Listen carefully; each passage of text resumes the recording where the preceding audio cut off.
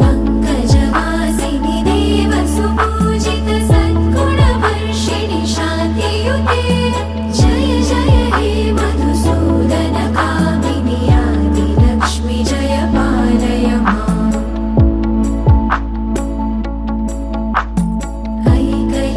ऐकलिकल्मषनाशिनि कामिनि वैदिकरूपिणि वेदमये क्षीरसमुद्भव मङ्गलरूपिणि मन्त्रनिवासिनि मन्त्रनुते मङ्गलदायिनि अम्बुजवासिनि देवगणाश्रितपादयुते जय जय हे मधुसूदन कामिनि धान्यलक्ष्मि जय पालय माम्